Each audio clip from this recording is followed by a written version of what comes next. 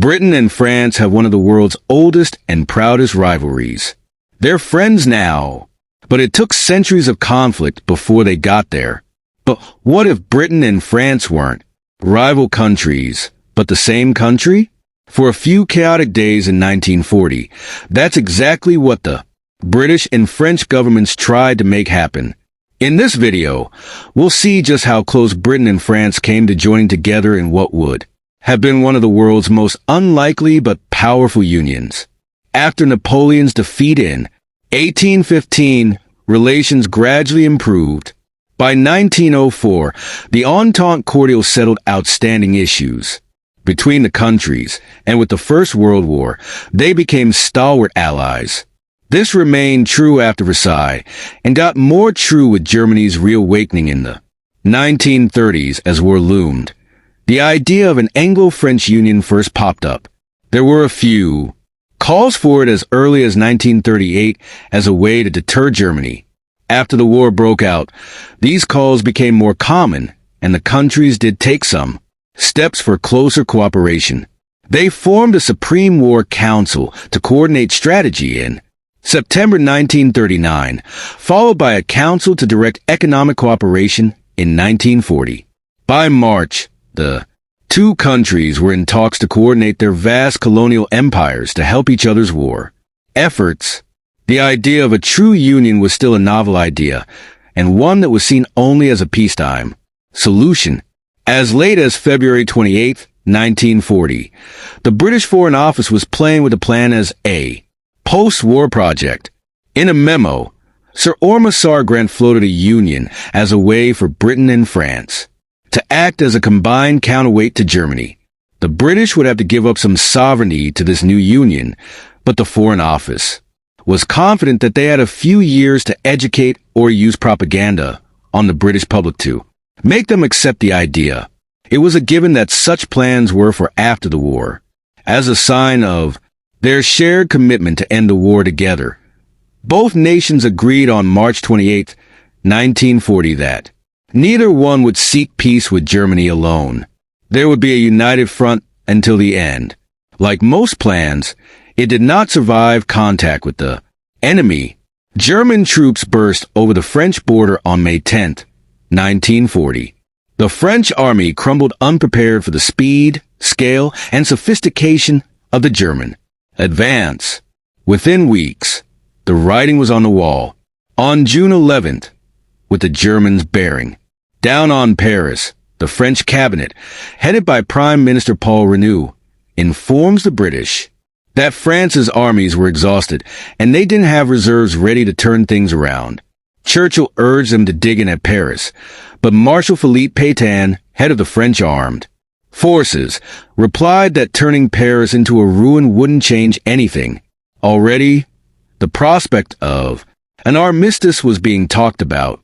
General Maxime Weygand, a close ally of Pétain, had demanded renew open negotiations. Pétain was clearly sympathetic to the idea. Meanwhile, Renaud refused to consider it. He still believed France should uphold the promise made back in March not to seek an independent peace with the Germans. Renaud explains this to Churchill, who told him that no matter what the French did, the British would keep fighting. This was a bit confusing for Renaud. Was it just a general statement of resolve? Or was Churchill saying that France could surrender and Britain would fight on alone? Either way, Churchill suggested that they wait to hear from President Roosevelt about potential support before deciding anything. But as they waited, Germany cut deeper into France. Defeat looked inevitable. Victory, impossible. The pro-armistice faction was growing around Pétain, and with the French government retreating to Bordeaux on June 13th, and German troops entering Paris the next day, it's easy to see why. The only hope anyone could see was an American intervention. Renaud pleaded with Roosevelt, but when Roosevelt wrote to him on June 15th with no promise of American intervention, even Renaud lost hope. He wrote to Churchill that evening, asking if the British would accept the French, seeking a separate peace. At the time, London had 4 key concerns. 1. Keeping France in the fight. 2. keeping French resources and assets at play to continue the war, especially the fleet. 3. Getting the U.S. involved. And 4. Denying Germany any opportunity to invade Britain. Objective 1 seems like a lost cause. So Churchill sent telegrams back to Renaud, telling him that Britain would accept France, seeking an armistice, but only if it got its fleet safely to British ports before the Germans got it. In keeping with objectives 2 and 4, better the British have the French fleet than the Germans. But then another idea was suggested. If Britain could take control of France's fleets, why not? Everything else? It didn't have to be control. It could be cooperation. Merge the war cabinets, unite the parliaments, pool economic resources, and create what Secretary of State for India Leo Emery called a dramatic and spectacular expression of unity in action. Emery argued that such a union wouldn't just inspire the French troops, but it would convince the Americans that this was a winnable fight and get them involved too. It would help achieve all 4 of Britain's main strategic objectives. Churchill was surprised by the whole idea, and he was even more surprised to see his cabinet taking it seriously. But things were desperate. All of this was encouraged by the arrival of General Charles de Gaulle in London that morning. Fresh from the fall of Paris, de Gaulle had come to Britain with an iron resolve to keep France, fighting from exile if he had to. If de Gaulle was willing to work so closely with Britain and help keep a French government in exile fighting, this union plan might not be so absurd after all. Back in France, Renaud had Britain's earlier reply of allowing an armistice on the condition of giving them the fleet. Secretly, Renaud had hoped the British would say no and give him an excuse to ignore pecans. Faction to keep France in the fight. He was distraught until de Gaulle called him with news of this new union plan. It was a godsend for Renaud, but time was running out. It was a question of minutes, he said, when de Gaulle asked how long he had to work things out. I give you half an hour. De Gaulle worked closely with Churchill's chief diplomatic advisor, Sir Robert Vansittart, to outline one of the most ambitious political unions ever devised with no time to spare. A plan was on Churchill's desk that afternoon. The proposal described a total union of defense, foreign and financial policy, shared citizenship, mutual responsibility for post-war repairs, a united war cabinet and associated parliaments. At this most fateful moment in the history of the modern world, the governments of the United Kingdom and the French Republic declare that France and Great Britain shall no longer be 2 nations, but one Franco-British Union. Within hours, Churchill's cabinet approved the proposal, and an abridged version was in Renaud's hands to meet with his council of ministers. They were not impressed. France was on the verge of military defeat. Paris was in enemy hands.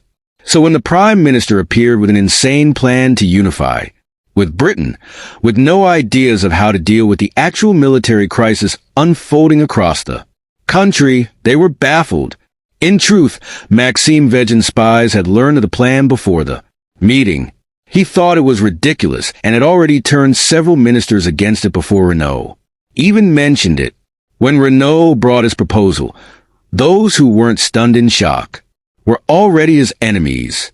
Besides, pessimism and defeatism had taken over. The French leaders were convinced that Britain wouldn't last long either. Pétain dismissed it as a fusion with a corpse, while Weygand said Britain would have her neck wrung like a chicken in 3 weeks. The French cabinet brushed off the plan without even voting on it. Renaud was crushed. It would be an armistice then. The meeting adjourned for a while, but when the ministers returned, they found that Renaud had resigned his post and thus the cabinet itself was dissolved. In less than an hour, Pétain organized a new government and took just 10 minutes to agree to seek an armistice. The short-lived dream of the Anglo-French Union was over, and so was France's Third Republic. The Anglo-French Union seems absurd, thrown together in a matter of hours.